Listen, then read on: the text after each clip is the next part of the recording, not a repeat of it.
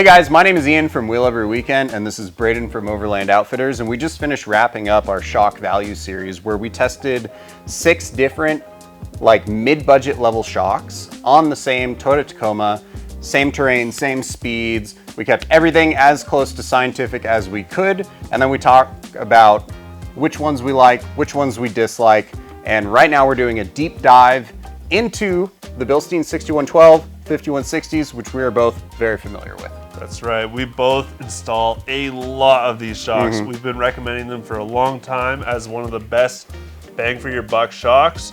And they didn't really disappoint, but they didn't really blow our minds either. No, which is honestly what I expected at this price point. Like, you get these front shocks, they're like $800 or something.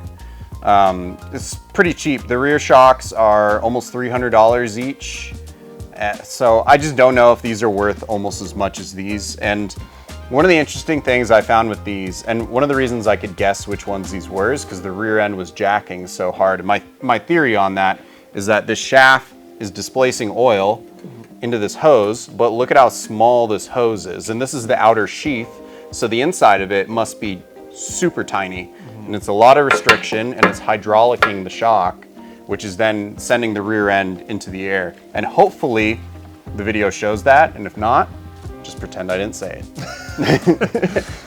But as far as the fronts go, they are beefy. If you compare these to a stock shock or even a 5100, these things are really robust. Yep. Which is something I really like to see because, you know, as you start stepping up in size, people like to start pushing their truck further, and these things handle the heat. You know, they handle, they also handle the heat, but they also just handle the abuse. Yeah. Unlike 5100s, which I have seen broken before, just because people are pushing them way harder than they're meant to be pushed. Or they're doing spacer lifts. Yeah. Not that I'm guilty of that. So yeah, these shocks I do still really like. And I think for the money, they're probably still quite good. The dollar to fun ratio on 80 or 6112s in particular is it's bananas. Yeah. Also, there's a heavy load variant of this product line for 4Runners, which includes a heavier spring, but it's also valved for that heavier spring. Yeah. And I don't know of another company that is actually revalving shocks for heavier springs.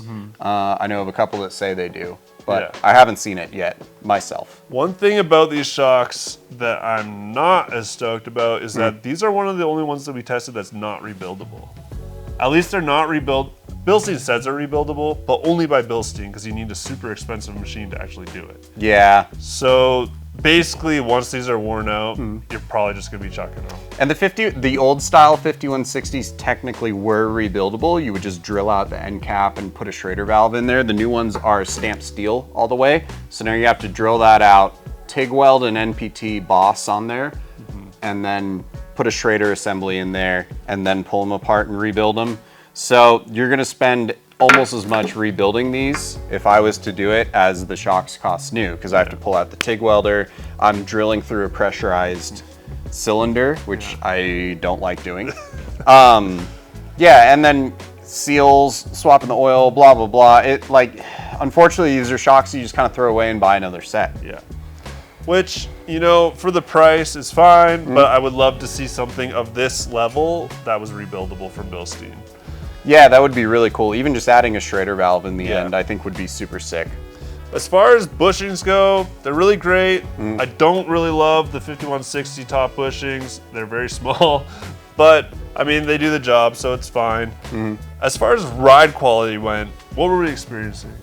I think in the front, it was awesome. You can tell that these have Bilstein's typical 60 millimeter digressive piston, but like I always say, a digressive piston doesn't mean digressive valving. That's right. And so these felt like they were digressive on rebound and probably linear on compression, or they were they were a lot floatier than you would expect, and quite comfortable at speed. But they were very much held up by the back. Yep. Which we kind of touched on, or Ian kind of touched on, which is disappointing because I think that these shocks could be pushed a lot harder than we were able to, just because the back started getting way out of control and we were honestly scared. So yeah, it's that higher shaft speed. It was Yeah. just killing us in that. And I would like to run this test again with just a normal 5100 rear and see if my suspicions are true.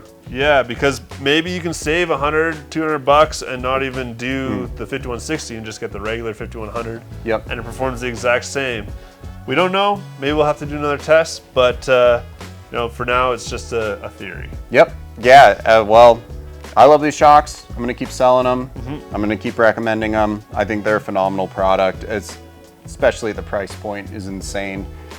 I have them on my truck right now, and yeah, I was blown away by them. I put them on, and I expected them to be a little rough, and man, they're good. Yeah. Super good. So with 5 as our baseline test, Braden, what would you rate these bad boys out of 10? I gave them a 7.5. They're marginally better than the Ironmans, and so I figured a half point more Yep. kind of reflects that. So yeah, I'm giving them a 7.5. What about Huh. So I gave them a 7.8, you? Okay. but if I'm just rating the fronts, they're at an 8, and if I'm just rating the rears, they're at like a 6.5. That's fair. The backs did hold them back. I kind of just went with an overall score, but yeah, I think they're pretty good. They're Yep. definitely an upgrade for the price. They are certainly a good bang for your buck. Yep. But yeah, 7.5, 7.8. You're not going to be Robbie Gordon with these things, No, but for the money, they're good. you're a winner. Thank you guys so much for watching. We really appreciate it. We're trying to do a bunch of these blind tests so that you know what is the best shock for your money, which is really important to us because we don't want to recommend something that we cannot stand behind. And the only way I feel we can do that is by testing these things blind. That's right. Because we Yeah. have no brand bias. We're just purely experiencing the shocks. If you guys are interested in buying shocks, you can check out overlandoutfitters.ca or wheeleveryweekend.com. We would love it if you want to buy shocks from us, support the channel, support these tests. And if not, at least you have this information and you can take it to wherever you're getting your suspension products. I'm biased, but I feel like you should get them from us. They're the best prices, best customer service. So there it is.